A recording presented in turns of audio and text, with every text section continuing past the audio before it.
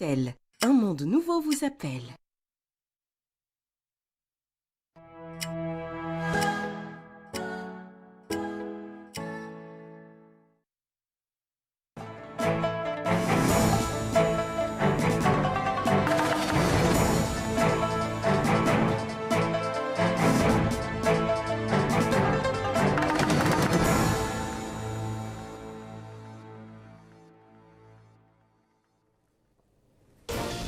Démarrage de la campagne de vaccination contre la polio dans 3 wilayas de Nouakchott et Ouadnaga.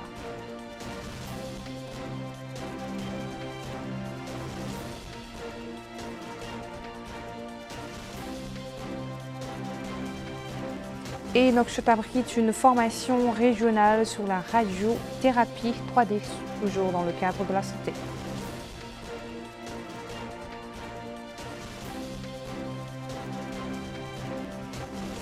Le congrès extraordinaire du Conseil national de l'UPR choisit un nouveau nom et un logo pour le parti et lui désigne un nouveau président. Voilà pour les titres, bonsoir et merci de vous joindre à nous. Ce matin a donc démarré dans les 3 wilayas de Nouakchott et Ouadnaga la campagne de vaccination des enfants de 0 à 5 ans contre la poliomyélite. La campagne vise à immuniser plus de 220 enfants contre cette maladie invalidante. Son coup d'envoi a été donné par le ministre de la Santé à partir du centre de santé de la Mourata d'Arafat. Compte rendu signé Abdullah Damaba. Cette campagne vise à vacciner 228 796 enfants durant ces 4 jours. Le coup d'envoi de cette opération a été donné à partir du centre de santé Ibn Sina d'Arafat. Cette opération de vaccination contre la poliomyélite dédiée aux enfants de 0 à 5 ans concerne les Moukata des 3 wilayas de la capitale et la commune de Ouadnaga.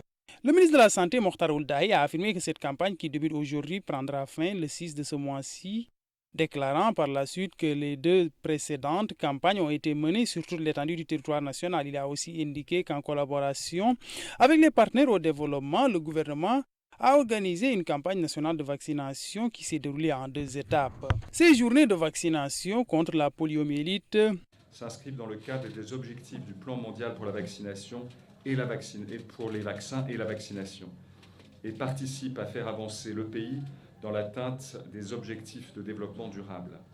Gardons en mémoire que tant qu'un seul enfant restera non vacciné, ce sont tous les enfants de chaque quartier, de chaque village, du pays tout entier qui courent le risque de contracter la maladie.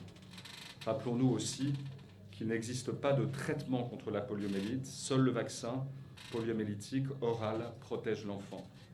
La vaccination reste le moyen le plus facile et le plus rentable de s'assurer que le droit à la survie et à la santé de tous les enfants est réalisé.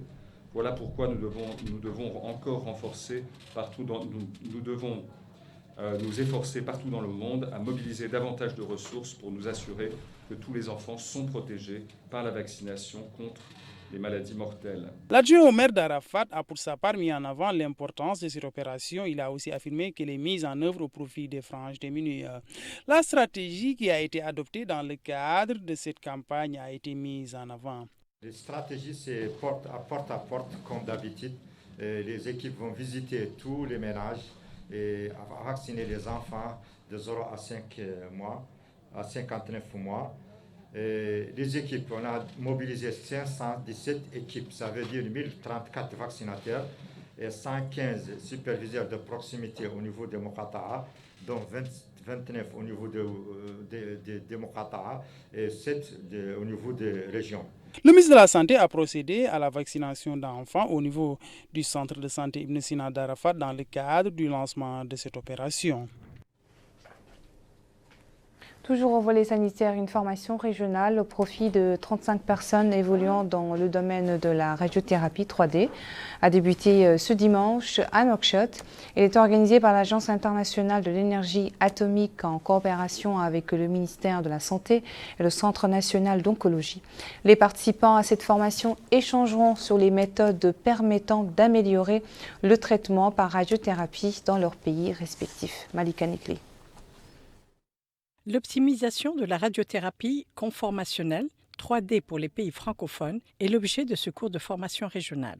35 participants de la Tunisie, de l'Algérie, du Maroc, du Sénégal, du Niger, du Cameroun, de Madagascar, du Burkina Faso, en plus de la Mauritanie, sont les bénéficiaires de cette formation régionale. La formation de 5 jours vise à échanger les expériences de ces pays afin d'améliorer le traitement par radiothérapie. L'atelier est organisé par l'Agence internationale de l'énergie atomique en collaboration avec le ministère de la Santé et le Centre national d'oncologie.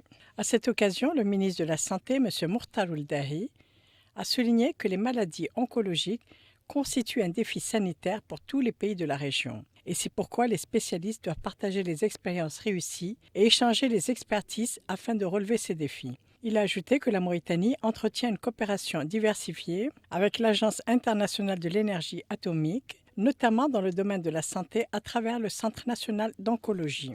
Le ministre de la Santé, M. Mourtal Ould-Dahi, a remercié l'Agence internationale de l'énergie atomique tout en lui demandant de renforcer son appui au Centre national d'oncologie afin de renforcer ses capacités professionnelles et techniques et pour que le centre puisse mener à bien sa mission de façon optimum.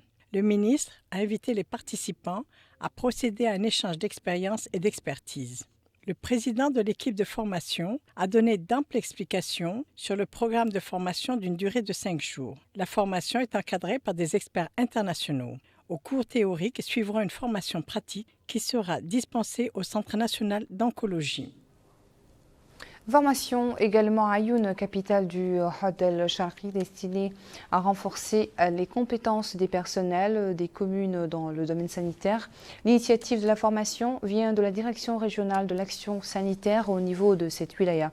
Nous retrouvons Abdullah Damaba. L'Université des sciences islamiques d'Ayoun a abrité ces rencontres de la Direction régionale de l'action sanitaire concernant la revue semestrielle des activités de la wilaya présidée par le Wali du Hod Qarbi Mokhtar Ould-Hind. Cette réunion a été une opportunité de présenter le projet INAYA aux élus et maires de ces régions. Le responsable du conseil régional du Hod Qarbi a affirmé que le projet INAYA est dédié à la santé, comprenant 2 composantes, ce afin de permettre aux structures sanitaires de s'acquitter des missions qui leur incombent et œuvrer pour la disponibilité des moyens nécessaires de la part de l'État dans le cadre de l'accomplissement de ces tâches et œuvrer afin de disponibiliser les moyens nécessaires de la part de l'État dans le cadre de l'accomplissement de ces tâches. Il a remercié le ministre de la Santé et la Banque mondiale pour la réalisation de ce programme tout en plaidant pour la dotation de plus de projets au profit de cette wilaya. Les différents aspects qui ont marqué cette journée ont été mis en avant. Et nous avons eu l'occasion aussi de profiter de cette journée pour présenter un peu le bilan de nos activités au niveau de la santé, c'est notamment les activités prioritaires du président, et aussi faire l'apport du projet INAYA, l'importance de ce projet au niveau de la communauté, et surtout c'est une occasion aussi de sensibiliser les autorités administratives, les élus tels que les maires, sur l'importance de ce projet et l'implication active des comités de santé dans la gestion de ce projet. Donc nous avons eu à avoir beaucoup d'échanges et c'est une journée vraiment très riche. Quant aux responsables techniques du projet INAYA, il a indiqué que grâce aux directives de leur département de tutelle, à savoir la santé, ce projet est mis en œuvre afin de fournir les services nécessaires aux habitants, particulièrement dans le domaine de la santé. L'Union pour la République UPR, rebaptisée ENSA, en français Équité, a également changé de direction. Il a désormais à sa tête Mohamed Belanine Eyi, le ministre de l'Éducation nationale et de la réforme du système éducatif et porte-parole du gouvernement. Ainsi en ont décidé les congressistes du Conseil national du parti, réunis ce matin à session extraordinaire. Dans le discours inaugural qu'il a prononcé après avoir reçu le témoin de son prédécesseur, le nouveau président a déclaré qu'il œuvrera à revoir la vision, l'organisation et les performances du parti. Mohamed Belanine Eyi a indiqué que la situation du parti nécessite un diagnostic et requiert, en raison de la conjoncture actuelle, caractérisée par l'approche des délais des échéances électorales, de raccourcir sa durée. Il a aussi affirmé que les résultats du congrès du parti tenu aujourd'hui témoignent de la volonté d'un changement profond, illustrant ses propos par le choix d'un nouveau nom pour cette formation politique, en l'occurrence le Parti de l'équité, avec ce que comporte cette appellation de signification d'équité et de choix d'un nouveau slogan qui porte lui aussi bien de valeur.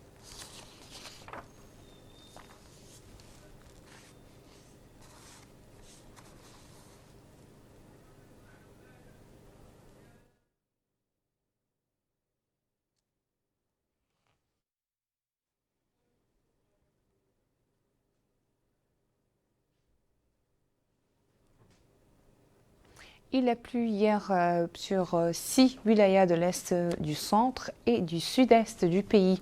Des précipitations qui ont dépassé la barre des 70 mm dans certaines localités de l'Est-Saba. Sans plus tarder, je vous invite à découvrir les hauteurs enregistrées par le réseau de communication administrative du ministère de l'Intérieur et de la décentralisation.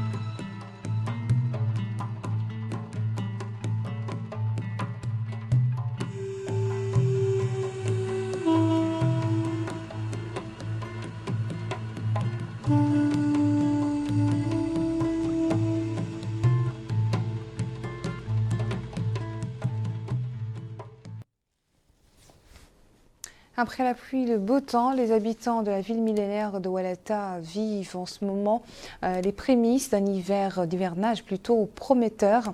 Le barrage de Wader regorge en ce moment d'eau et représente à cet effet un lieu de villégiature et de repos pour nombre de vacanciers. Abdullah Demaba nous décrit l'ambiance estivale qui règne autour de ce barrage. L'hivernage a fini de s'installer au niveau de la Moukhata de Walata, c'est un grand bonheur des habitants. Le pâturage qui est disponible permet aux animaux de disposer à suffisance d'herbes à brouter. Le barrage d'Auder attire le plus l'attraction au niveau de cette zone. Les habitants de cette Moukhata et de la ville de Nema sont des habitués de cet endroit en période d'hivernage. Ils ont tour à tour exprimé leur satisfaction pour ce cours d'eau. Ils rendent grâce à Dieu pour cette pluviométrie qui leur a permis de disposer d'un paysage flamboyant en période hivernale. Nous refermons ce journal par une formation à Nouadhibou au profit de 40 peintres plasticiens en herbe, issus des écoles fondamentales et du Forum régional des organisations de la société civile. La formation est organisée par la commune de Nouadhibou et le Bureau du développement de l'information et des arts. Malika Nitli. Les techniques d'élaboration de supports de communication sont l'objet d'un atelier de formation au profit de 40 jeunes issus des écoles et des organisations de la société civile de la capitale économique Nouadhibou. Le Hakem de la Muqata de Nouadhibou a mis l'accent sur l'importance de ce moyen de communication. Cet atelier, dit-il, permettra de développer et de renforcer les compétences des artistes de la ville de Nouadhibou, au service local de la ville et de la sensibilisation des jeunes. De son côté, la maire adjointe de la commune de Nouadhibou a souligné la volonté de la commune d'appuyer ce genre d'initiative. 40 jeunes, dit-elle, bénéficieront de cet atelier de formation. Ils seront formés à des techniques de communication modernes. L'appui de la commune de Nouadhibou à ce genre d'activité, dit-elle, s'inscrit dans le cadre de l'importance accordée par le gouvernement à l'expression artistique. Le responsable du Bureau de développement et de la communication indique que cet atelier s'inscrit dans le cadre d'une série d'ateliers organisés à l'intérieur du pays quant au renforcement du rôle et des compétences de la société civile et des jeunes de manière générale. Il est évident, dit-il, que toute stratégie de développement s'inscrive dans une stratégie de communication claire qui doit prendre en compte les particularités culturelles des populations. Les participants ont été répartis dans des ateliers de travail afin que chacun d'entre eux s'exprime à travers des dessins vecteurs de messages. Chers téléspectateurs, merci de nous avoir suivis. Le rappel des principaux titres. Démarrage de la campagne de vaccination au profit de plus de 228 000 enfants contre la polio dans les 3 wilayas de Nouakchott et Ouadnaga.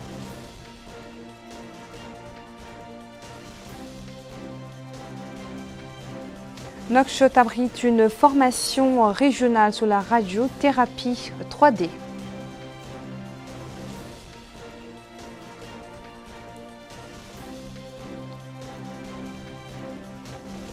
Et le congrès extraordinaire du Conseil national de l'UPR choisit un nouveau nom et un logo pour le parti et lui désigne un nouveau président.